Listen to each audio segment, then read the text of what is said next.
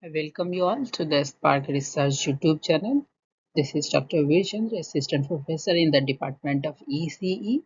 And in this session, we are going to take the questions which has asked in the GATE 2025 from this course, Signal and Processing, particularly belongs to the first two units, right? So, are you ready for this GATE 2027? So, we will come with the different series which will help you to prepare for GATE 2027. So, you may tune to this channel for upcoming updates regarding the preparation of the GATE 2027. Right? Okay, so let's go ahead. Why this course, that is signal processing, is one of the important course for your GATE. Signal system subject is extremely important for GATE. Why? Because directly the questions may come in the range of 6 to 10 marks, and also this will help you to solve the problem related to the network theory, control system, and communication system. So almost it may cover the 20 to 30 marks, right? So definitely this is much more important. And so in this session actually we are going to take the questions from the basics of the Fourier and basics of the Laplace as well. Okay, so first question is that consider in the discrete time system below with the inputs xn and output yn in the figure, h1 and h2 are denotes the impulse response of the LTI system subsystem 1 2 respectively. Also then is the del n is the unit impulse and b greater than 0.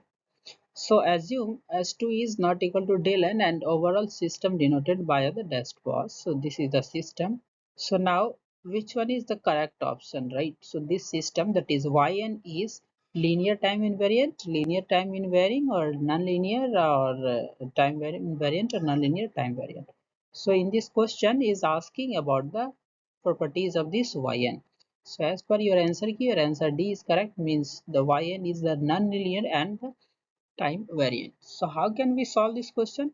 So point number one is that xn is your input, and these are the transfer functions for subsystem. For subsystem 1, transfer function is h1n, and transfer function for subsystem 2 is your h2n, right? And here we are going to add, that is b del of n, which is nothing, this is the unit impulse function, and b del n, this is the another unit impulse function. Here already it has been given that h2n and del n is not equal. Of course that is not equal, right? So let's talk about the what is the properties of this y of n, right? So this is the question. So how we'll solve? First of all, we will find out the value of the y of n in terms of the equation, and then we will check about the linearity and the time variant, right? So if you will see, the yn can be written as the x and convolution of y of n. Sorry. So yn can be x and convolution of h1 and the convolution of h2n and plus h2n and minus of p of n, right? First of all, write down the y of n. Then we will check for the linearity and for the time when invariance, right? So overall, since b2n and minus bn is del of n is there, so output is not equal to 0, so system is non-linear. And so this depends on the this is the non-linear because it will not follow the linearity properties, and we will check it in the next slide. And also this is the time variant, right? So because the whenever you will shift in the time and then if you'll check, then the value will not repeat, right? So this is the exactly the way to solve. So let's see how can we check whether is this linear non-linear. So we can check using the superposition principle. So if it will follow super principle, means that is the linear, if not means non-linear. So how can we check using the super principle? So this is the superposition principle. So here it should be a x1t plus b x2t is equal to a independently, right? A t of x1t and plus bt of x2t. T is your transfer function. And how we'll check whether is this time varying or not? So shift in the time and check whether amplitude is same or different, right? So let's check. So first of all, your y of n will be x of n convolution h1n and convolution h2n and plus of b h2n and minus of b del n. From your question only you can find this output very easily. Now what to do? Now we have to check for linearity. So in order to linearity, already we told you that we have to check the superposition principle. So here if you put xn is equal to 0 here this term, so the first term will be 0, and here since there is no xn, so here you will get the y of n is equal to this term, means bh2n and minus of b del n.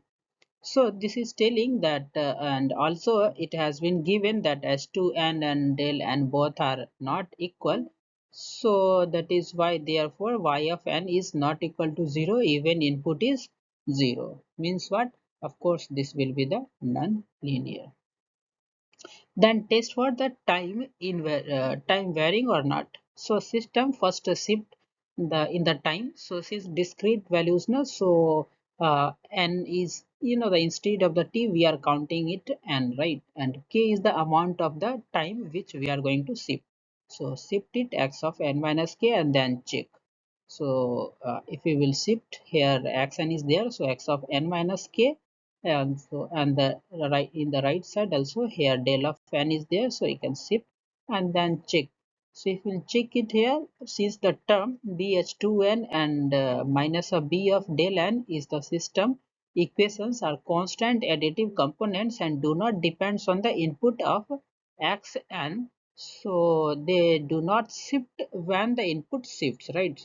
So that is why this is the time variant, not a time varying, right? So finally your answer is non-linear, here we got, and time variant, here we got, right? So option D is correct. Okay, let's take the another question. Consider a continuous time a real valued signal ft whose Fourier transform f omega is equal to this. The formula ft and the exponential e to the power minus j omega t exist. Which of the following statement is true, right? So very simple question.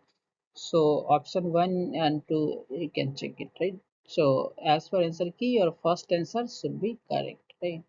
So here actually you can check, like this principle should follow triangular property, it should follow, and if you will check then your f of omega must be less than equal to minus infinity to infinity ft dt, right?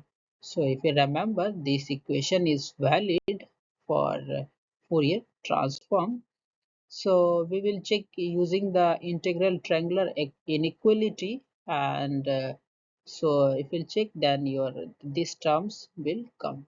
So let's see in the detail. So first of all, this is the Fourier transform. In order to find the f of omega, that is in order to convert your time domain, the any signals time domain to frequency domain.